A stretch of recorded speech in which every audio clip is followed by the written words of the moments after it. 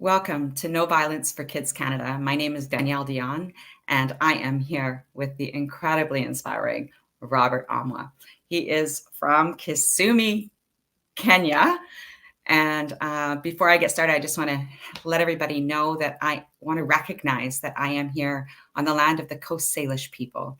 I grew up here, and there are over 40 nations, individual Indigenous nations across this territory, and over 20 different languages spoken. I believe their truth that colonization has harmed them and continues to harm them. And in that, I take responsibility as a white settler to act and reconcile. My work is focused on call to action number 6, which is to end corporal punishment in Canada. And with this work, I reach out, and that's how this channel started.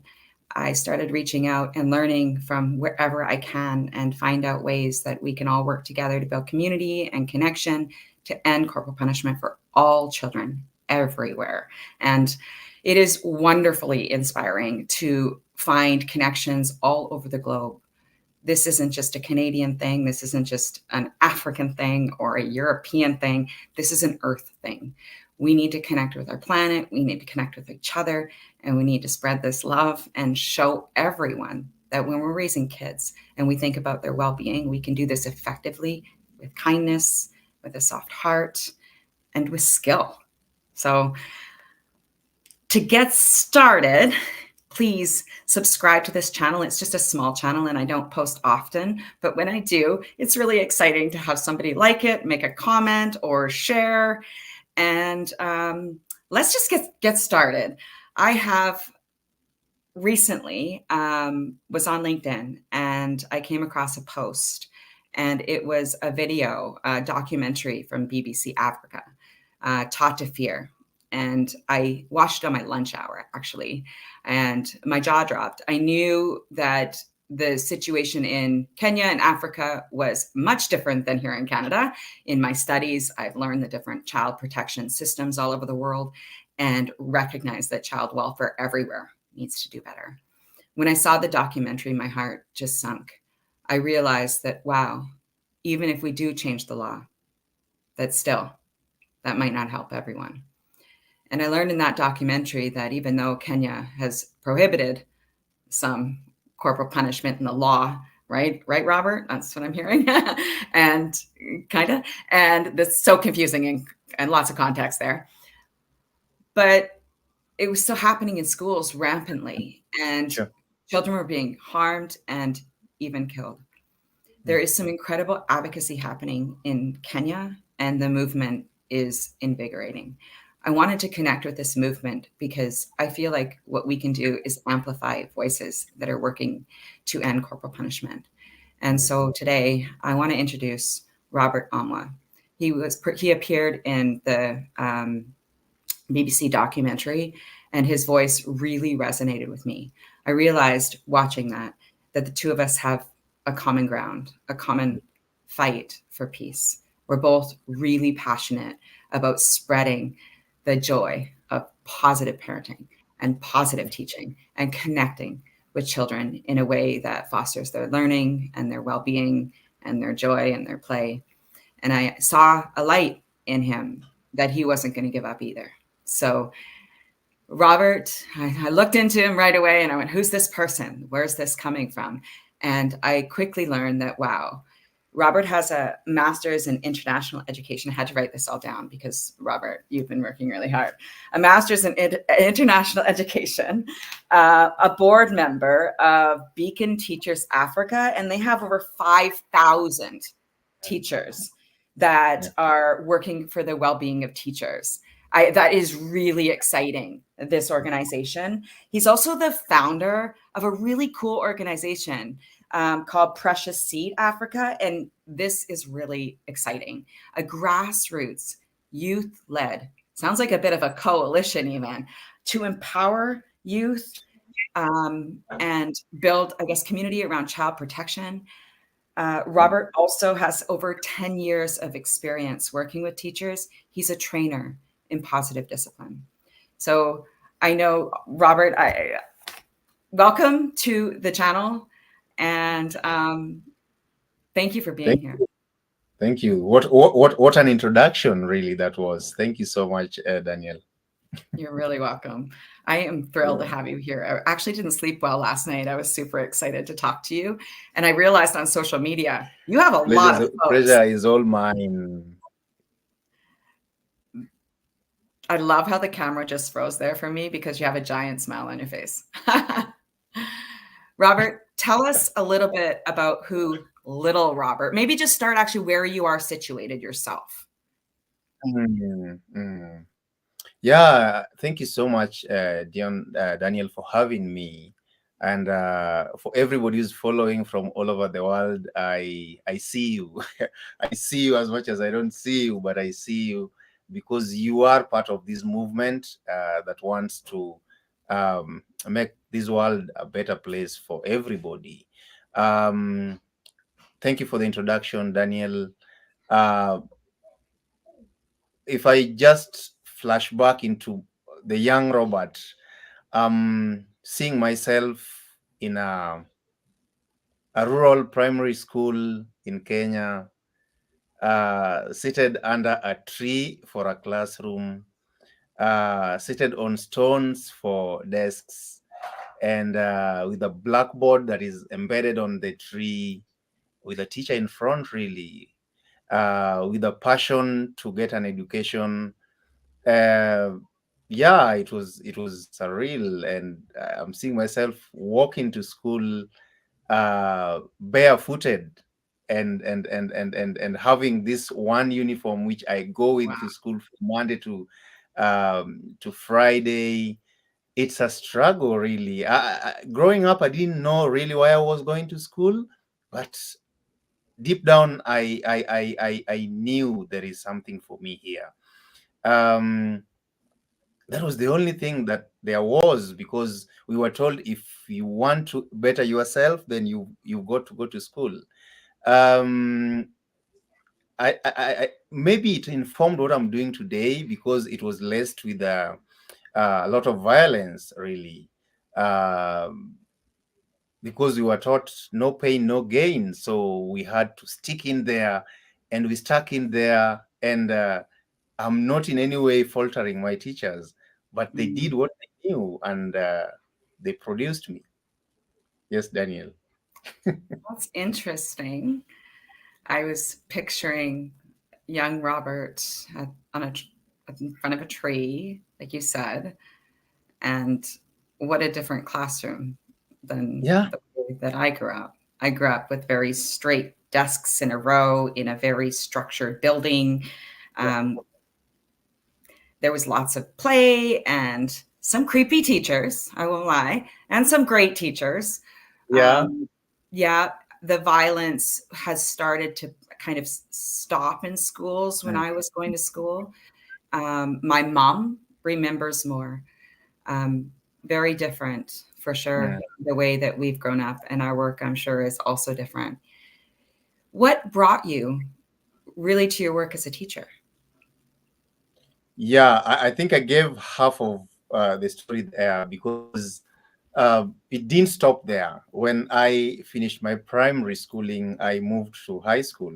But this was now a little different, because I managed to move to the city, and it was now a proper classroom with electricity. And it was kind of a result of the hard work that I had done in Mm, primary school. Yes. So that showed me that education can move you from oblivion, can move you from the village life into the city life. right. And at least I would say, being in this in high school kind of opened my eyes, because I got to meet students from different places. And that's where I also decided that I wanted to be a journalist. Oh, I didn't know And, that. I was like, I don't want to be a teacher. Right. That, that was partly informed by the kind of violence that we were experiencing in class. So I was like, there is no room for me to be a different teacher. But as fate would have it, I remember having this conversation with my dad, and he was like, Robert, the only training I can afford for you is to be a teacher. And Oh, if at all you want to be anything else, then you can go for that training later. So I kind of had a very short meeting with myself, and I said, Robert, if you don't get what you like, then you've got to like what you get. So oh, I good advice. I embraced teaching with all I had. I was like, this is what I have. I know the kind of teacher I don't want to be. And Mm. that's how I became a teacher. But I'll shock you, Daniel, that I became the teacher that my teachers were. And I think that's the dilemma that most teachers find themselves in. Because when I moved from teacher training college, I came back to classroom and I was this teacher who had the cane and I was using it very well. Right. That's the only teacher I had seen in my life. So Quite I'm hearing interesting. very interesting. So the teacher that had the key, tell me more about that. What does that mean? Oh, the teacher with the cane Oh, the in his hand, cane. the stick. So it This, means, in okay, what I'm saying, Daniel, is that right. So, initially yeah, I was a teacher who practiced corporal punishment. I didn't know As that. much as inwardly I was like, Yeah, I don't think this is what I need to be doing. right. So when you were a child experiencing that, Mhm. you knew you wanted something different when you became a teacher, but it sounds like you hadn't quite pinpointed what the difference was until you became on the other side of the cane. Is that what I'm hearing? Daniel, you see, um, I became a teacher and I taught and I managed my classrooms the way my teachers did. And Right. that one confirms what you and I have even talked about before, that hurt people hurt. And what you and I are doing, being on different sides of the globe, is trying Mhm. to break this cycle of violence, really. Mhm. Because I used corporal punishment as a teacher Mhm. because that's how I It's what saw you know. it. That's what Right. I. So Mhm. me having this conversation with you right now and talking about it being possible to be a teacher who doesn't use the cane is a very, very potent message, because it I believe it gives hope to my colleagues. Mhm. It gives hope to myself, still, that it is possible and it is doable to Mhm. teach without using corporal punishment. Wow, And that's where I find myself right now. I appreciate so much your story and sharing that transformation, right? What incredible hope that you bring to the story with your experience of knowing, you know, it's possible to change, and you also know why you were there in the first place. Let's go into that a little bit. I'm Yeah. super interested in, we both practice and teach and probably passionately read about and learn about positive discipline. Even the Mm, word positive discipline, I've had some pushback on. The parenting spectrum, the teaching, let's call it the teaching behavior spectrum or whatever we want to call it, because we both do it, teachers and parents. Positive discipline or parenting and teaching, this really big spectrum of application, right? Of practice. Permissive over here can seem harmful too. Authoritarian, also harmful. mm, In the middle, the recent narrative is positive discipline. yeah. I would argue that positive discipline is a little bit more on the authoritarian side than it is on the permissive side. And in the way that there's some tenets of positive discipline that are still resonating, Mhm. that when you work closely, maybe you with teachers or me with parents, I recognize that coercion and force, it's really difficult to stay within the discipline realm when we use some of these tenets. So I'm curious, having a deeper conversation with you about that. But tell me more specifically about the model that you're practicing and what is it that you're teaching? Yeah. I would love to start from how I actually even got into contact with this Do body. you? Uh, Yeah. uh, uh, you can see I have this beautiful T-shirt here written Yeah. "Beacon Teachers Africa." So Nice. Beacon Teachers Africa is a teacher-led organization. Is in Kenya and in almost 7 countries in Africa, and these are teachers who have like an year, the third year for the child. Mm, So they deal with issues of corporal punishment, gender-based violence,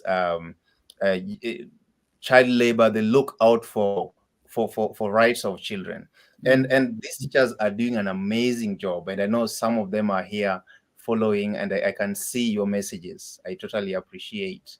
Um, and you realize that it's a lot of work, and sometimes you can't play God because as a beacon teacher you get so many cases of children whose rights have been violated in the community. But I used to get a lot of invitations in radio stations, and they mm. would ask, you are protecting the rights of children and you are telling teachers not to cane, not to beat students, but what are you giving them as an alternative? And I think Mm, that's where most teachers find themselves presently. Because just as you rightly mentioned, corporal punishment in Kenya was banned in the year 2001. That's close to 20 years down the line. And there are legislations and circulars being sent to teachers telling them don't use the stick, don't cane. But they are saying, what are you giving us to use? If we don't, right. then what do you want us to do? And that's a Hmm. question that I was asked in the radio station, and I was like, wow, I'm here also pushing for nonviolence in classroom, but what are we giving these teachers to use? And Right. that prompted me to go online and do some Yeah. search. And that's how I met Positive Discipline of Connecticut. And I said, hey guys, I'm watching what you're doing online, and I'm a beacon teacher in Kenya, and I want to have some of your tools. And Mm, that's how I got into contact with them. And that's how I got to be trained as a positive discipline educator.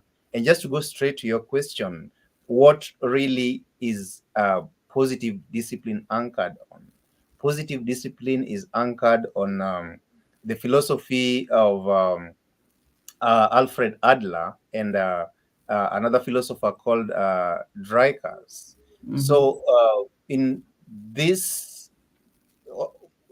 like building on this philosophy, the founder of positive discipline, who is Jane Nelson, came up with this uh, approach to discipline, came up with this approach to having young people come on board and help build cooperation with them, because mm, uh, positive discipline talks about being kind and firm at the same time. yeah. What most people find themselves in, sometimes you get so firm till you don't even like yourself. You're like, I think Mhm. I'm harsh here. And sometimes you're like, now I don't want to be harsh. And then you drift to the kindness side. Finding And that messy middle is so hard, right? It's how do we it's balance not those? And it's a sweet spot there, isn't it, Robert? the two It's a spots that glorious, messy, sweet spot. Yeah. and that's where we are aiming at as Yeah. positive discipline educators. So you've got to be kind and firm. And positive discipline looks at says that this corporal punishment works, but it works short term. That's right. Positive discipline works, but it's long term, which means it takes time and needs a It lot of patience. I'm struggling with that one because it works to maybe stop the child's behavior short term. But Yes, if short our term. goal is for child well-being and to protect their rights, then it's not so much working, is it, Robert? Of course, it will be just like putting out fires. I remember you've told me about fires in British Yeah. Columbia. That is basically what uh, violent punishment does, because you've Yeah. realized that a teacher who punishes just keeps on punishing. So it Mhm. means it isn't working. But positive discipline, as much as it does not produce instant results, it invites the child to recognize that they are capable, Yeah. they are valuable members of the society, and it helps them to acquire these valuable life skills that you and I would like to see in our children in a few years. Well, I am excited to let's dive in a little bit more. I'll drop that question earlier about maybe going into the real nuances of positive discipline and the spectrum. We'll talk about that All later. right. I I'm really excited about talking a bit more about that firm, fair, friendly space. And because I think that's really powerful. I really like the idea too of recognizing that when we don't know what to do differently, then we have this void. I would argue that's a lot of what parenting and teaching is about with children too. Using like, don't do that, stop doing. We're just trying to put out behavior without actually replacing and teaching skills of cooperation and connection and communication, all of the many skills that can be taught in a fun and playful way ahead of time to prevent any of that Yeah. misbehavior. Um, so finding that messy middle, that's what I like to call it when I'm working with parents, is let's look for the messy middle here. It's the one that you're questioning where you're like, am I being too harsh or am I being too soft? Right? Mm-hmm. What do you need to do and say in that moment to find that space? Because we're not perfect, nobody is. And if we're trying to do that, we're going to be too permissive or we're going to, right? So being vulnerable to be messy and say, I don't know, but this is the way it's going to go right now. And I'm going to lead us through this. What do you notice in Kenya for, I guess, the beacon teachers? What are some of the practical tools that you are offering them to help them get to that messy middle? Yeah. Thank you so much for that question. Allow me to identify and recognize the presence of members of young professional mentorship program. They are really sending in messages. Yeah. My mentor Agnes Igoe, Dennis, Destiny, Charles, and all the members. I totally thank you for your It support. looks Destiny, yeah, she's saying, oh, so positive discipline is an alternative to the cane. Wow. Yes. That is a new one for me to know. Perhaps it can be of help to parents too, other than teachers. Yes. Destiny. Yes. You got You got it, Destiny. girl. Yes, it's right. Anyway, so on to your question, it's the tools that we are offering. Uh, First, it's not easy, and I love the fact that you call it the messy middle.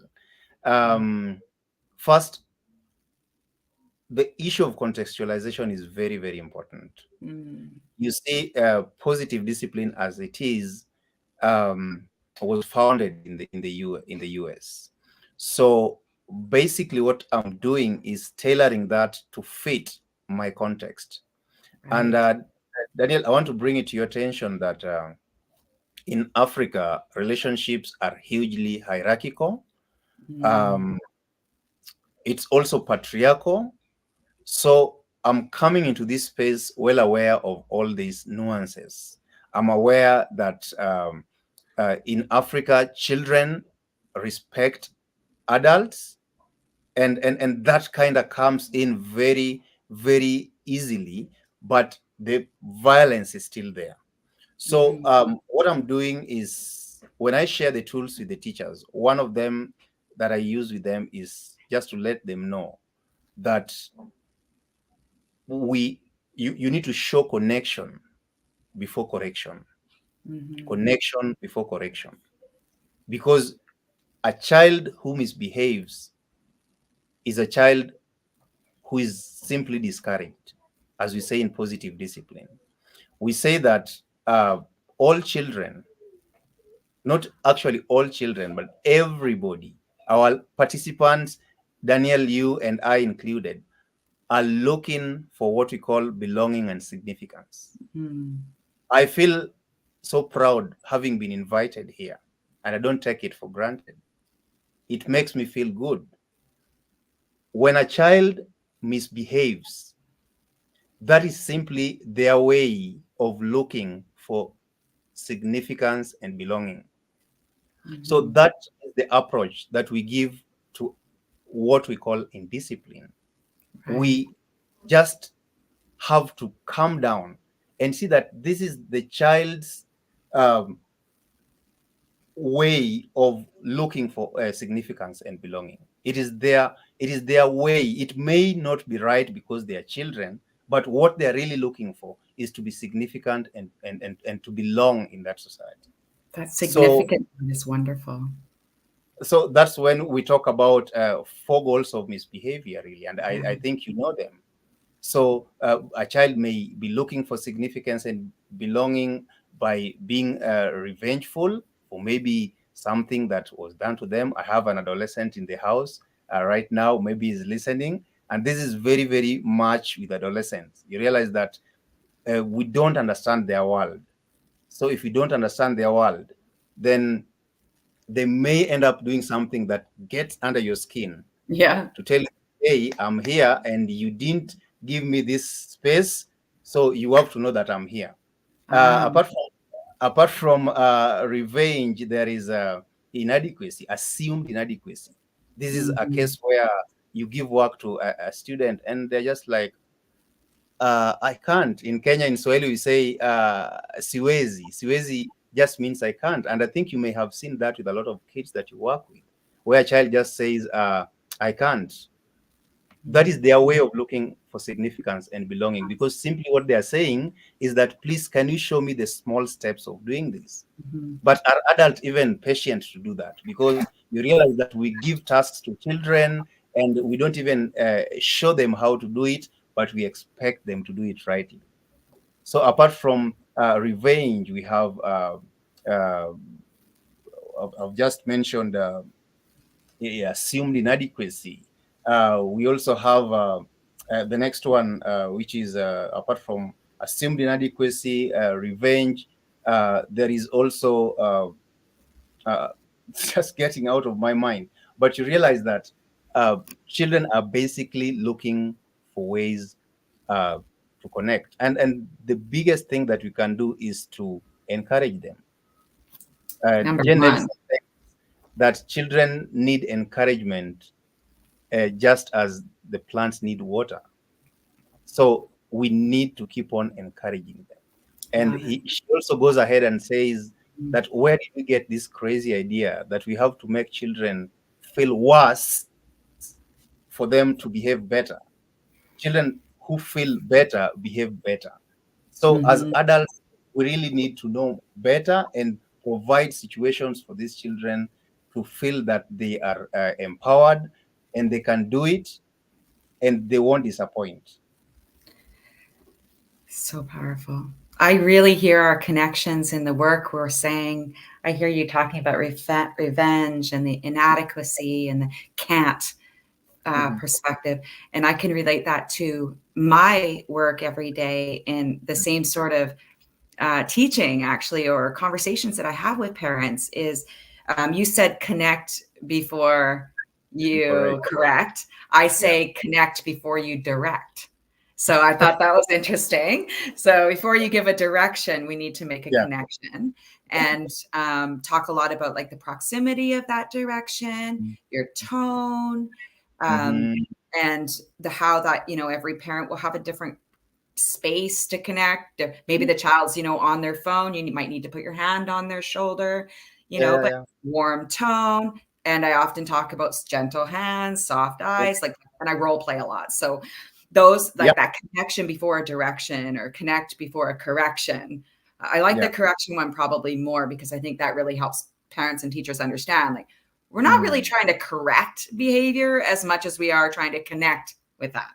And so I think that's a really good one. And I like to, Yeah. we have something we talk about at my work called the can do attitude. All So, right. yeah. So, how do we foster the can do attitude with children? And Maybe you just expanded it a bit. What how does it go? How does the can do attitude really so work? it comes up when the I can't, Mm-hmm. right? Children feel Mm-hmm. discouraged and I Mm-hmm. can't. And then that Yeah. can create the friction and the conflict, which can, you know, um, decrease positive Yes. relationships. Yes. So, and it usually is around morning, bedtime routine, homework, the times when when there's higher stress. And So the can do attitude is, instead of Mhm. telling kids what they have to do, then it's Yeah. about talking about all the things they can do Yeah. and joining them and getting excited with all the things that we're doing and we can do. So it's a bit like that. The other Yeah. piece that I think is really important, and I kind of think this is the most important when in the work that I've had with parents, and I'm curious about your experience. There are so many Mhm. amazing tools that are effective to encourage kids. We can Yeah. use our voices. We can use our physical bodies with a wink and a thumbs up. I mean, this can shift behavior beyond anything. Mhm. We can use, there's a conversation around rewards and what that might look like too. But our words of encouragement, when we learn to be Mhm. specific, so not just good boy or good girl, Mhm. great job Mhm. sharing, eye contact, like really combine those. I have a phrase. Yeah. It says vague praise, vague results, specific encouragement, specific Mhm. results. So the skill of being an encourager is so fun to talk about because that can be the most significant transformative Mhm. practice of all. That's in my experience. So, what are some of the ways that you're teaching teachers to encourage? Yeah. Beautiful question. Another way is really it's about your body language. It's about the tone of your voice, just as you've mentioned.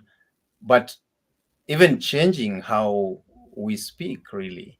Mm, Um, Growing up, and I also see it a lot. You realize that I don't know what's the Canadian context, but you realize that it's easy to tell kids, don't do this, don't do that, don't do this.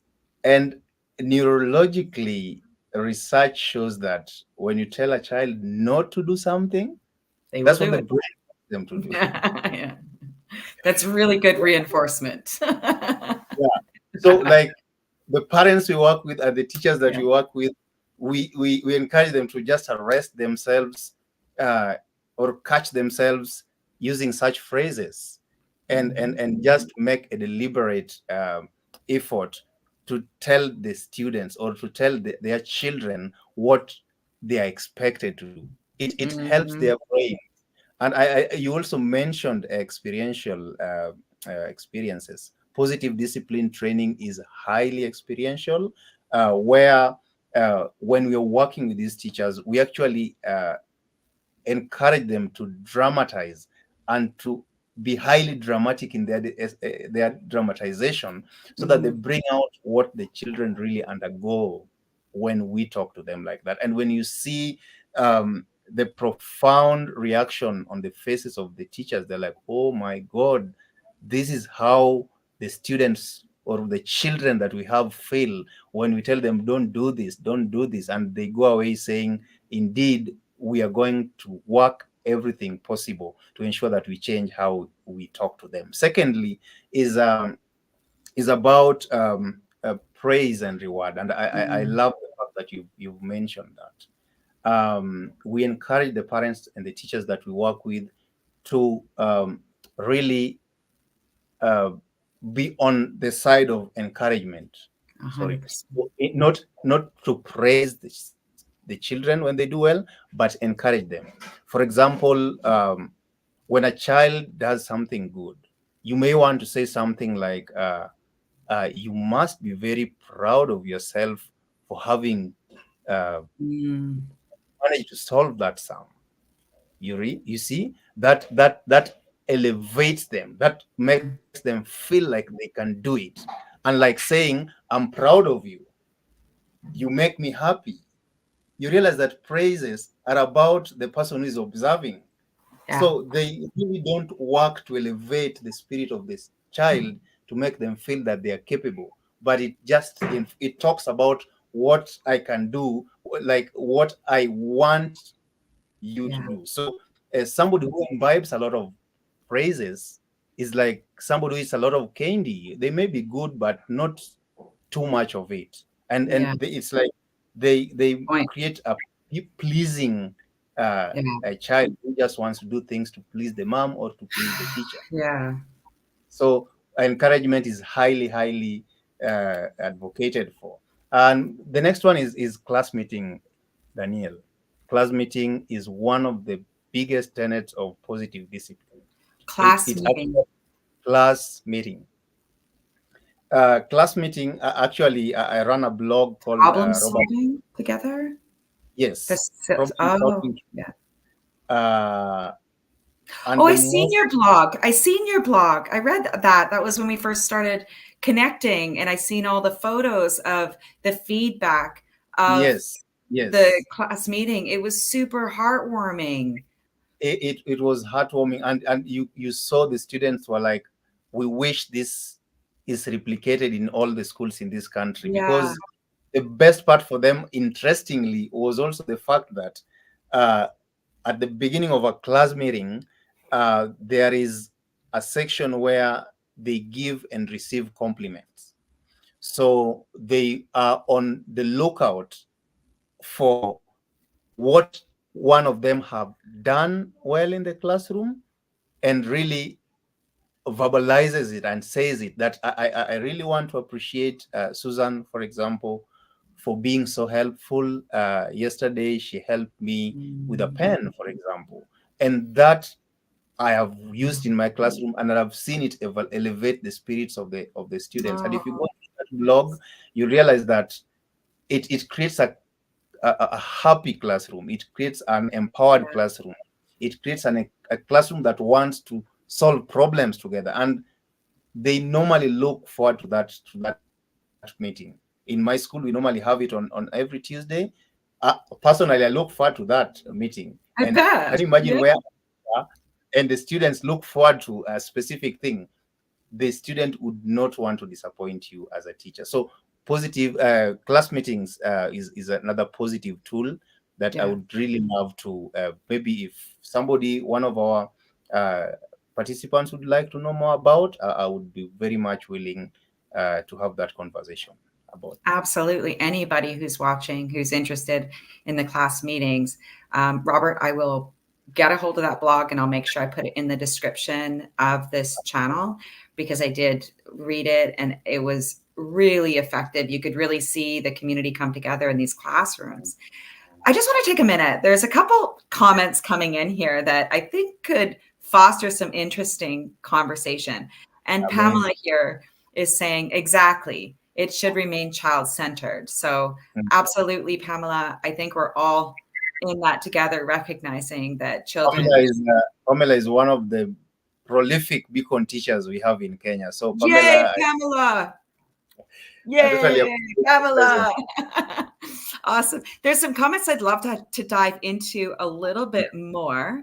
Mhm. Um, there are, well, Moondog has been commenting on almost all my videos. And I don't know who Moondog is, a little secret person, but very knowledgeable and Mm. knows so much scholarship and academia around corporal punishment. So this Yeah. comment is interesting. And I think that I would love to hear what your feedback here. So Moondog is saying Dr. Faye Snyder disagrees that the better children feel, the better they behave.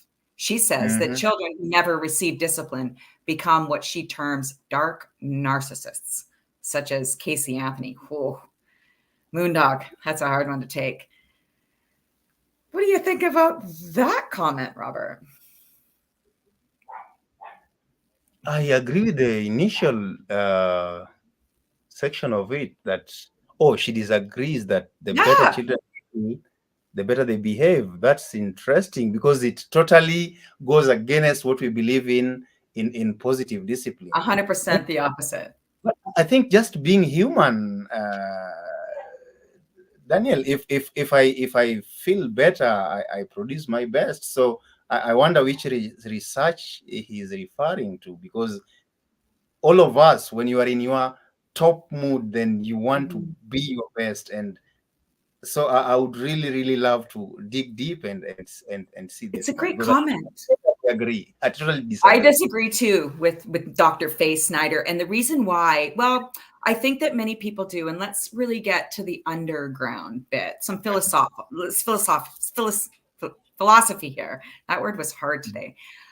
I study justice. And if we're going to look at really about why people behave well, I think there's two camps, right? People and children behave well because they really have a sense of the common good, cooperation, and recognize the unity of connection and the power of being together and feel good. They do good because it feels good to be part of a community. So it's innate in them to want to be with our people and to build the people up. Then there's the other camp. Some people believe that people only behave well with a consequence because they're afraid of punishment, or they don't see, or they're only getting it for a reward. So there's these two camps. And I'm thinking Dr. Faye Snyder is from that camp of consequence and punishment, that we must have something to deter us from and shape our behavior, really external. What are your thoughts about that, Robert? I think that is the water that has it's what has watered corporal punishment. That belief, and I think the philosopher called who is this B.S. Skinner, and these philosophers that are referred to in education sectors, where they're talking about reward and positive reinforcement and stuff. Behaviorism. But one of the tenets of positive discipline really talks about the social good, that all of us wants to make a contribution to the community. And that's really huge, because I've mentioned young professional mentorship program here, which is domiciled in Uganda. And these are young people. I'm also a member of that group. These are young people who believe in volunteerism. And you wouldn't want to imagine the kind of joy that being in such a group brings. All of us, you are doing the work that you're doing in Canada. I know, as much as you've not told me, that just contributing to make this world a better place for children gives you joy.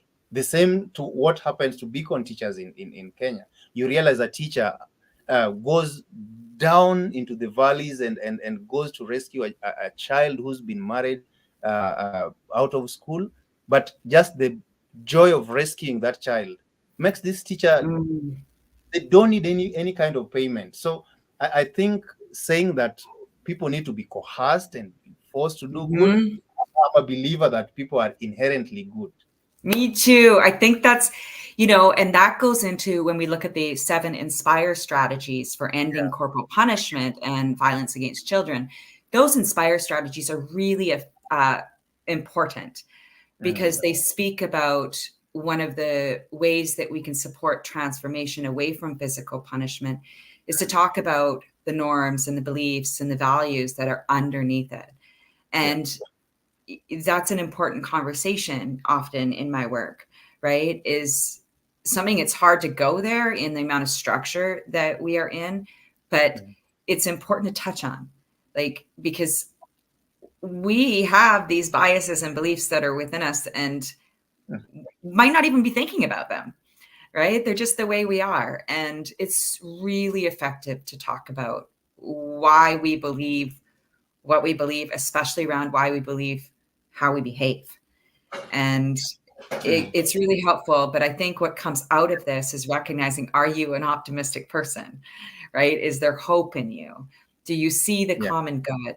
And that is such an important part of positive discipline, is recognizing the power of leadership is really about spreading hope and knowing that we believe in people, even those that might be caning in your case or spanking and hitting in mine.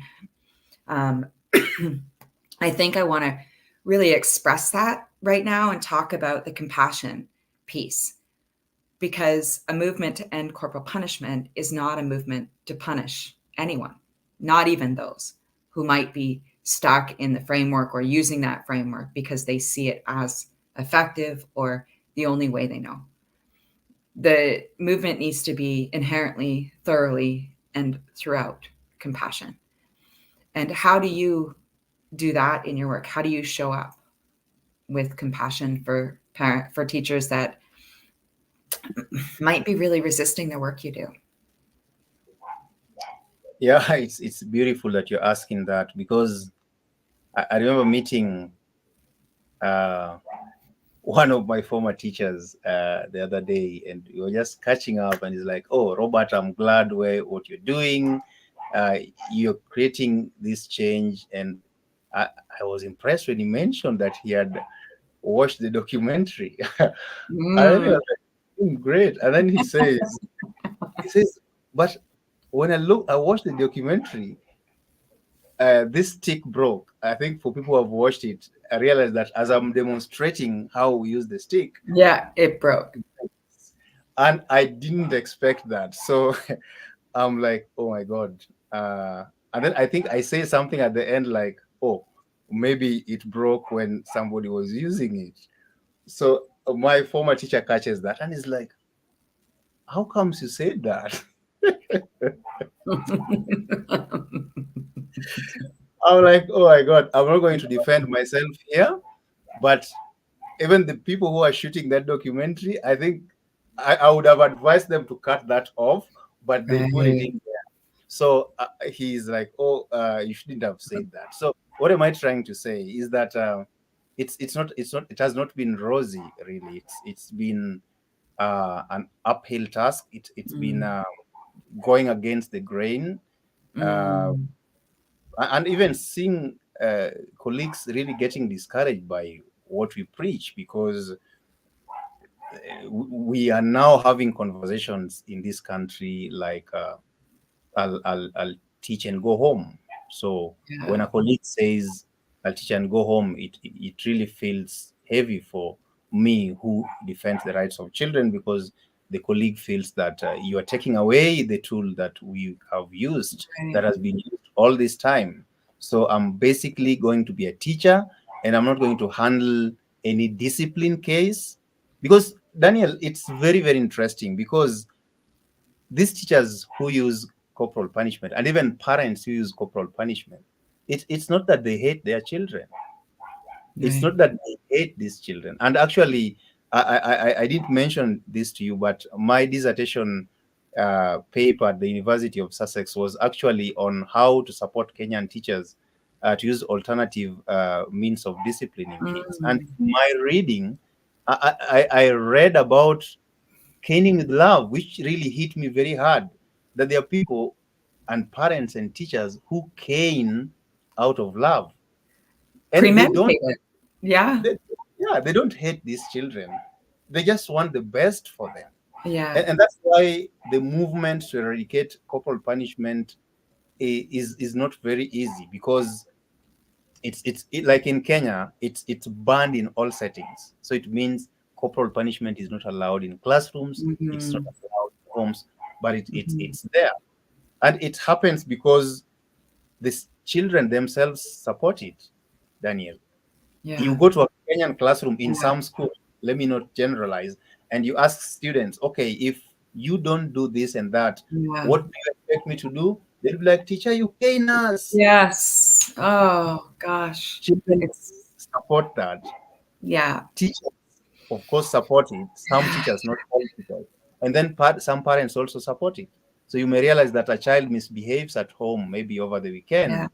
and the parent drags that child to Yeah. school so that the teacher can beat Cane. this. So as much as it is not easy, but remember, it doesn't work. All research has shown that Yeah. corporal punishment speeds learning.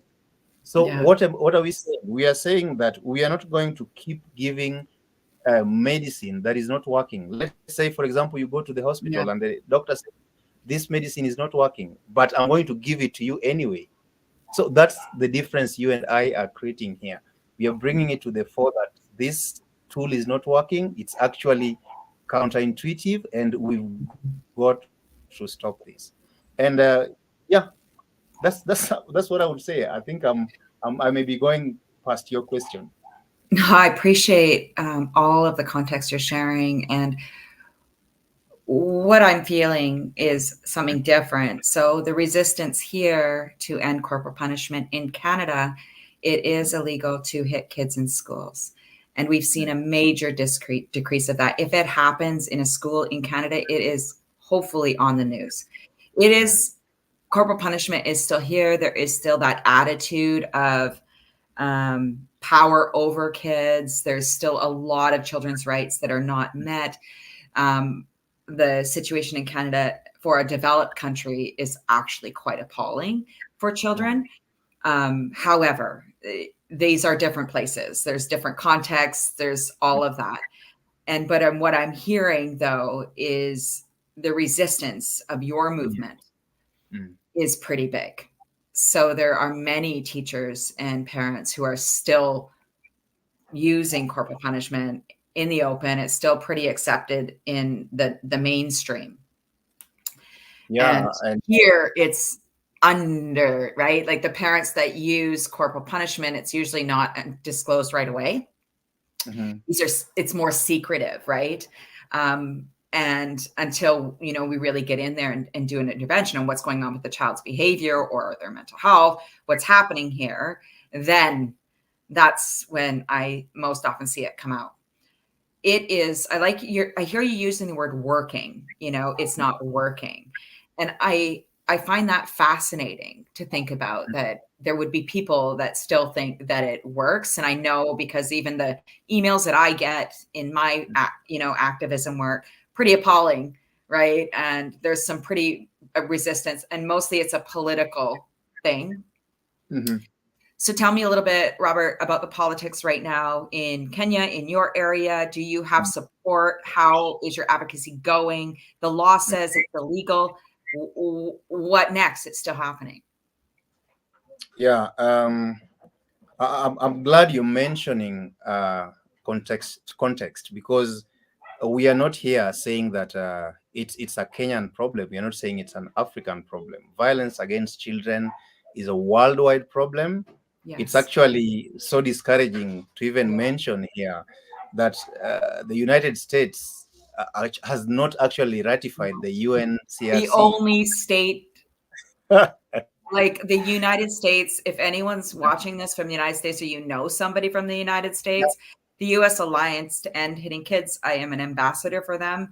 The work of Lives in the Balance, Dr. Ross Green. I mean, really, the United States, what a terrible leader for just. So we actually demand a lot from them, because there are so many countries that look up to them, really. So we've got to add our voices to that, as much as we are doing our beat down here. And just to respond to your question, the politics here is that, yeah, it's illegal. It shouldn't happen. Just now, schools are closed in Kenya, and just before we closed schools, there was a case in one of the schools where a child was actually beaten for misbehaving. It's not actually in the documentary that you saw, but this is another case of a child who was beaten, and the child was recorded on the deathbed saying that I was beaten so badly by this teacher and that teacher, and I don't think I'm going to survive, and this child dies. So we are not here talking about Tom and Jerry stories. We are talking about a real issue where children are losing their lives. That's why we emphatically say that these legislations need to be they need to be implemented. And as much as politicians think that they've done their bit in just passing the laws, we need more of their voices in ensuring that legislation is effective. Because I think the problem we have with corporal punishment is people think it's the other's problem. So when you talk of a child has died, or they're like, oh, those children have died. But can you try to imagine if it is now very close to you? Then I think that's when now you'll want people to talk about that. But we are losing kids, and it's not a secret. So I think, as much as we are in a community where violence generally is still a privilege, because you realize that even the police, for example, when there are riots, the police over here are really, really brutal. We've seen images where the police hit women on the streets. We've Mm-hmm. seen images where police tear gas children. So as much as we are talking about politics, then I think there is still an environment of Right. violence where children grow up seeing that, Yeah. even when the police are quelling demonstrations. Mm-hmm. So I think the violence needs to be toned down. We Mm-hmm. need to really uh, show that violence is not a solution to problems. And maybe if you allow me just to mention, Daniel, Charles Omoya, who I've seen really sending messages here Mm-hmm. and doing a lot of work on LinkedIn. I saw you even having conversations with him. Yeah. Charles is a Ugandan, and Charles and I came together, and we decided to hold hands and do our bit. And last month we just finished a program that we decided to run called Usichape Coffee Mm-hmm. Positive Discipline Program. Usichape Coffee is a Swahili word for do not slap. So Oh, we are boldly coming forward and saying that we want to call a spade, and saying let's not beat kids in school. And this program, through the funding of an organization called Ox and Crowns, we managed to get an amount where we trained 10 teachers in Uganda and 10 teachers in Kenya. Daniel, that's just a very small number that if we could expand, because remember these 10 teachers, when we shared the positive discipline tools, yeah. they went in their classrooms and again brought 3 teachers on board. So from 10 in Kenya, we now have 30 in Kenya. From 10 in Uganda, we have 30 in Uganda. And you Mm-hmm. can see, and I hope maybe you'll read Charles' comment there. We've Pos- managed to do a lot. yeah. And our call to action really is to find ways and to find even support in terms of funding on how we can continue to expand the Usichape Coffee Positive Discipline project. What an exciting collaboration. What an exciting collaboration. And starting with 10, that's how it starts, Yeah. right?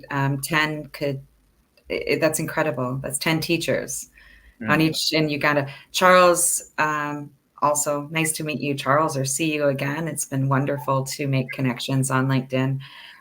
Charles is out of Uganda, and his comment is positive discipline and or similar approaches work. I Mm. recently ended a contract in a project that was testing it with over 1,200 parents. A huge percentage testified that they are closer to their kids. Well, I think that sums up a lot of it right there, right?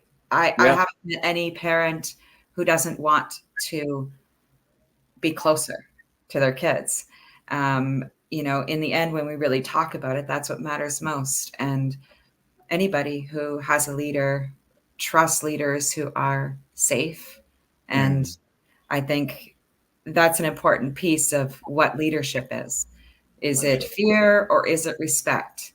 That's a conversation to have for sure. I appreciate what you mentioned earlier, Robert, because also we're talking again about the implementation of legislation.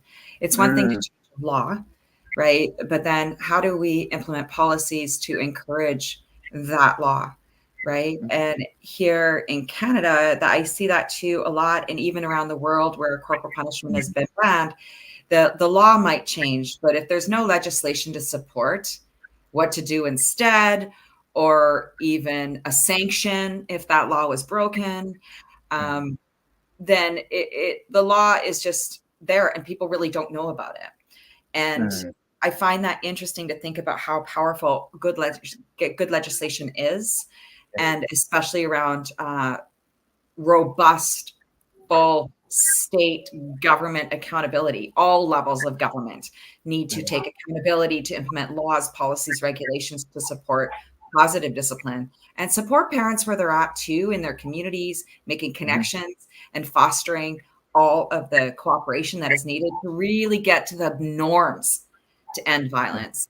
Um, I think that's another question altogether, the big norms. I know here in the global north, Mm. violence is normalized through media. It is normalized through all kinds of ways. Although we see it less in the face of parenting and teachers, violence is something that kids see every day. Yeah. What is it like there as far as media goes? I might be asking a question of ignorance here.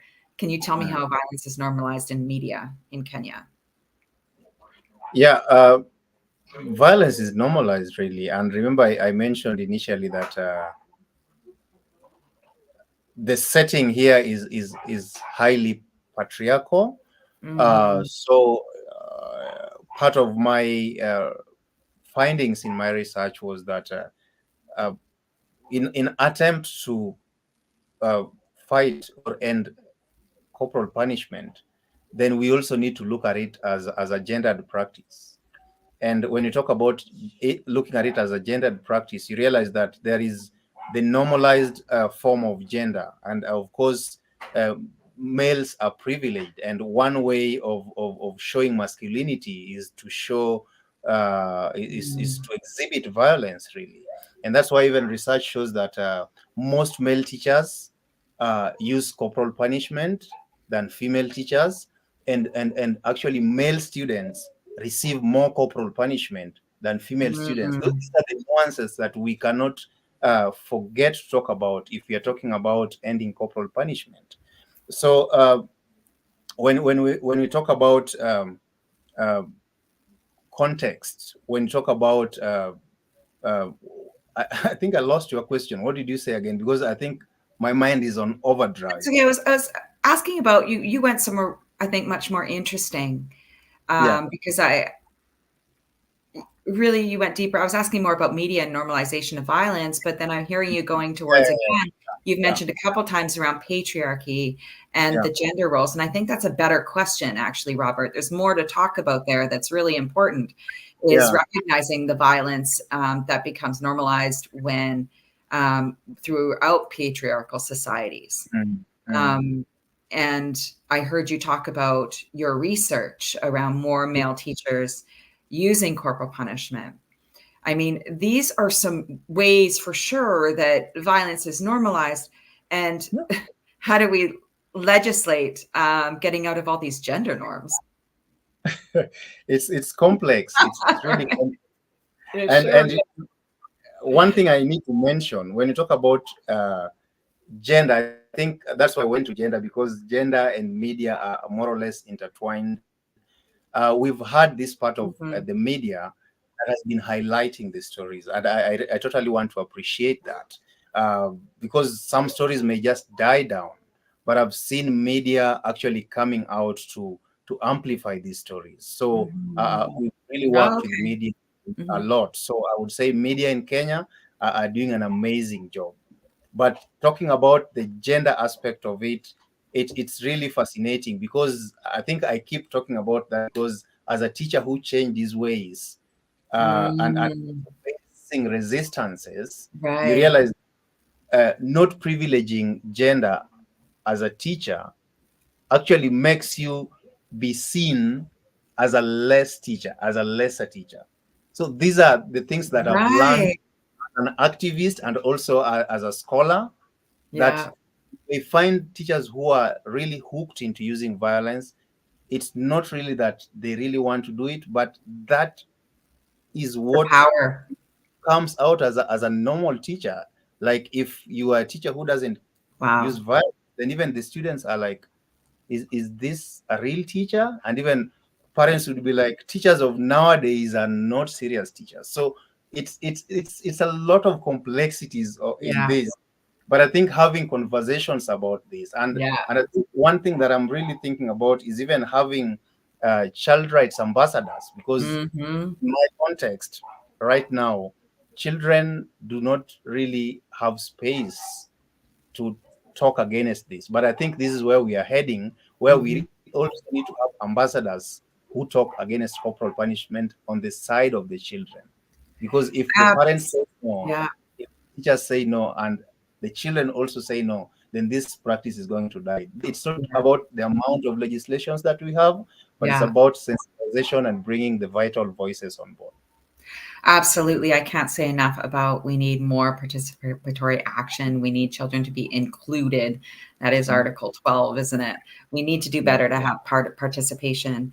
And this is must be really challenging. I can really sense, I'm feeling it for Kenya today and the yeah. situation for teachers and students and recognizing my privilege.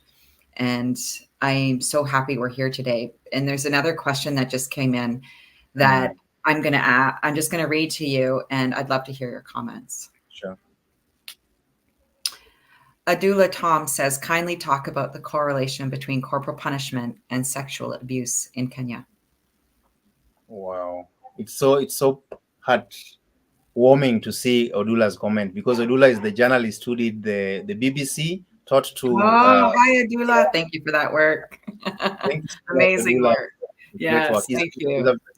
He's a very brave man, I must say.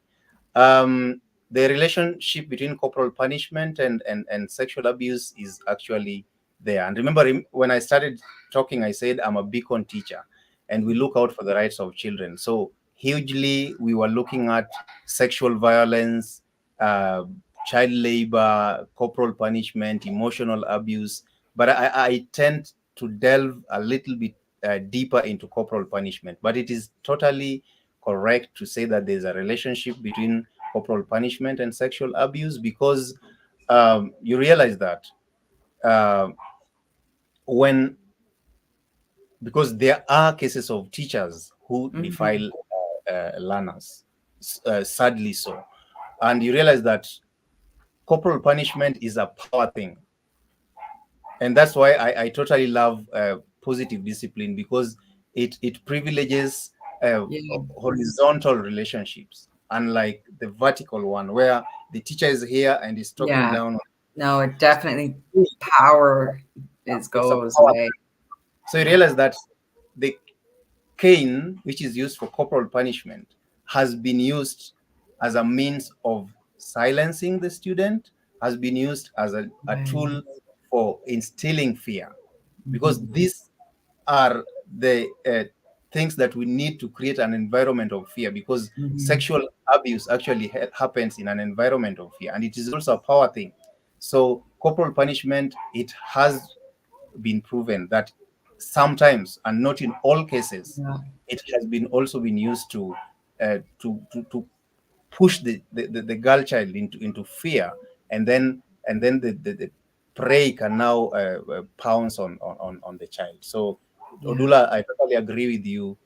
There is a correlation between the two. Absolutely, and research does show that corporal punishment is rarely alone when it comes to abuse, right? We have emotional abuse, psychological abuse, coercive control itself Mhm. Yeah, fosters and breeds violence. That is a big umbrella. So Robert and I are really just talking about one piece of that, but when we see corporal punishment, you can guarantee because of power and coercive control, it yeah. puts children at such great risk of more vulnerability and harm. I really appreciate that question too. It's a And very profound question. Yeah, and actually, corporal punishment, if we bring it to what really it is, it's just instilling fear. It's nothing else. it's nothing else. And when we're afraid, Yeah, what kind of world are we making? And when children are afraid, what kind of child are we loving? and Daniel, so many people use because it's also a religious thing. So many people use the Bible. I'm a Christian, and I come from a Christian community. There are so many people who say the Bible says, "Spare the rod and spoil the child." Mhm. But Jesus also said, "Let the little children come to me." So if let the little children come to me, then definitely Jesus never meant that we need to use fear to attract No, children to us. ab- And remember, teachers are representatives of Jesus today. mhm. So even when you say spare the rod and spoil the child, it's not the rod for hitting, it's the rod for leadership. Because if you looked at the Yeah, biblical time teaching, the shepherd was in front with the rod, and the sheep would see the rod and follow the rod. So it's actually discipline, and it's not I the rod of hitting the sheep and scattering them. It's such a different interpretation. And anybody who's interested more about what Robert is speaking to on my channel, I have interviewed Dr. Robert Zimmerman and Mm, Samuel Martin, both of faiths, really working hard, both of Christian and Catholic faith, and really working hard to break that interpretation of spare the rod, spoil the mm, child stuff that is not what they see as the interpretation. They do a really good explanation. I took a deep dive down those conversations a couple of years ago because I'm an atheist. I didn't grow up with religion in my family, a little bit on my dad's side, but there was a lot more harm from the church that I experienced in my lineage. So I didn't have that understanding of the Bible, but I've heard in my work a lot of folks that do have scripture beliefs that are harmful to kids and also very patriarchal, harmful to women. I mean, yeah, we could talk about Christian nationalism and the rise of the far right and all that mess.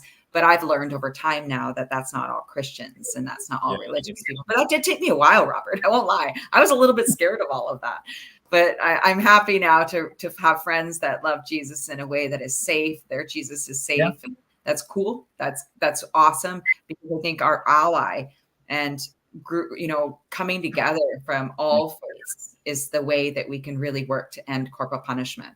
It mm, is not a faith that believes this. It is not, it is an inherent individual belief. It doesn't matter yeah, what faith you have, you can still change your practice. yeah. I like what Charles is saying. One more comment, then we're going to just kind of close it off. But you got some friends, Robert. Look at all this support. I love it. Charles is saying in Uganda, some teachers I've seen in secondary Mm, school sexualize corporal punishment. For mhm. example, by hitting the buttocks of girls with their hands or caning them while touching them. I've heard of this as well, and it makes my stomach churn a little bit. Mm. Yeah, it happens. We can't deny that. No. Just as Odula rightly brought it out, it's for me. I look at it just as Charles is saying. There are people who sexualize it. There are people who say, okay, I'm going to cane the whole Yeah. class, and then I'm going to spare you. But if you're spared, then it means you're being groomed to something else that could end Yeah. up into maybe sexual abuse. So uh, we've got to totally eradicate corporal punishment because it leads to other 100%. ills, Daniel. Yeah. You know very well that as much as we are mentioning this, but I want to tell you that corporal punishment is not in all schools in Kenya. Corporal punishment is prevalent in schools that are found in low economic areas, Oh, schools important to mention. where Yeah. the parents are actually poor. So education, Nelson Mandela says, is the greatest equalizer. But if people who come from the low economic areas are Yeah. the who experience a lot of violence, then we're actually chasing them away from school. So Yeah. you realize that corporal punishment does not even support learning, but it exacerbates the inequalities and the poverty in those areas. So we can't say that learning and corporal punishment is the same thing. It isn't the same thing. It isn't the same thing. And I think Sakya Yusuf's comment here says positive discipline makes learners to be more open to you as an Yeah. instructor. I'm lucky to have trained by Charles on positive discipline. It works as it breaks the fear brought by corporal punishment. And that really sums it up. Excellent comment, right? Is this comes together all of our conversation and just recognizing the underbelly and of coercive control. We Mm, are coming together to end corporal punishment to build communities of cooperation and mhm. connection. And that is not coercion and punishment. And it takes everybody to recognize that when children are coerced, it leads them into a life of coercion, maybe Yeah. crime, mental illness, and outcomes that are negative. And when we as adults take the responsibility to recognize how we might be coercive in the lives of children, Mm. it makes a huge difference. It is really, really, I see, what's it say here? How do I get that one? Mm. Charles, Omwa and I are mobilizing 8,000 UAD. What does that mean? 8,000 UAD. Yeah, I think Charles is piggybacking on what Kasacha said. Kasacha is one of the beneficiaries of Oh, Chape Coffee Positive Discipline initiative, and getting such a comment from one of the teachers who was trained is very profound, because we are looking to escalate this program, and yeah. Charles is very, very passionate about this. And looking at our projections next year, we are looking to raise 800 USD to reach 360 girls, Mhm. 360 teachers, really, not girls, in 2024. So, and this is by extension will reach over 600 children. So this is a massive, massive, ambitious project that we are inviting uh, people on board to help us escalate, Daniel. So I'll have to put a blog and a link to this program Mm. in the description. So I'll get that from you, Robert. Thank you so much, Charles, for making that known. In our conversation today, we've covered so much, and I know that we could probably talk for another 10 hours, you and I. It is really fascinating to meet somebody with the same passion and so much more knowledge. And I really recognize how much work we need to do to amplify our voices. What else can we do, Charles? What can I do to amplify your voice? Is there something you want to share finally? Yeah, I think we just need to have more of these forums. And just as Charles says, uh, we have this ambitious program of having Usichape Coffee positive discipline agents in every school. We have an Mhm. objective of spreading this.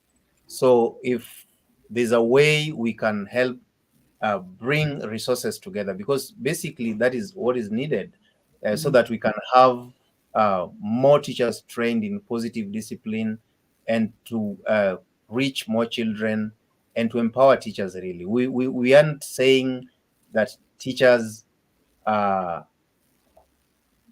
really want to beat up kids, but we have realized that there is just a shortfall of sensitization. We just need to put the tools in the hands of the teachers.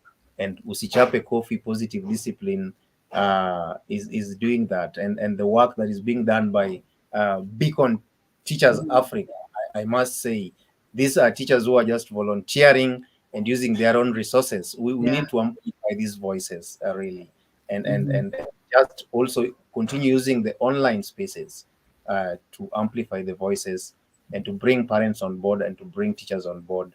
Because inwardly, I believe truly, truly, truly, that our classrooms can be safe for our children. 100%. 100%. Thank you so much, Robert. And in closing, I also want to share the inspiration that brought me into this work, finally put my face out there. The work of Dr. Joan Durant and her book, Decolonizing Discipline. Her book is with Valerie Michelson. It covers a lot of the topics that Robert and I have talked about today. Dr. Joan Durant and Valerie Michelson are real mentors and leaders in this field in Canada and beyond. I am always inspired to read Dr. Joan Durant's papers. It is constant. If you know anything about ending corporal punishment in the world, you Mm. probably know something about Joan Durant. She's also has her own positive discipline and everyday parenting program that is really, really excellent in focusing on children's rights and supporting parents and teachers. I think there's teachers in that as well. Basically, positive discipline. Joan Durant, ending corporal punishment. The other, I just want to shout out to anyone who's in Canada or around the world, and thank you, Robert, for reaching out. If you agree with the conversation that Robert and I are having today, that corporal punishment needs to end, Canada has 2 bills on the table right now. We are excited. It is still legal to hit kids at home in Canada, which most people don't know. And so we have two bills on the table. Brave Senator Stan Kuchar tabled Bill S251, which is an answer to call to action number 6 to end corporal punishment. Please go and find Senator Stan Kuchar and write a letter to our Parliament today, as well as the amazing and inspiring MP Peter Julian from New Westminster, BC, just over the river from me, has also tabled a bill to answer Kareen's quest, which is an effort to end corporal punishment as well. So we have two bills on the table. However, turbulent times and our government's focused on a lot of things. So I want to put it out there to everybody. The Truth and Reconciliation Commission inquiry called it in 2015 and said that Canada needs to ban hitting kids and ending corporal punishment. And since it started talking about a little bit in our country, but not enough. So between Kenya and Canada, as we build connection and community, we foster cooperation and care towards the well-being of kids. Thank you so much, Robert, and all of the amazing commenters out there, the communities of Kenya and Uganda for joining us today as well. All of you, I am so thrilled to know you and so honored to be in this conversation with you. Together, we can all do this. Yeah. That's it.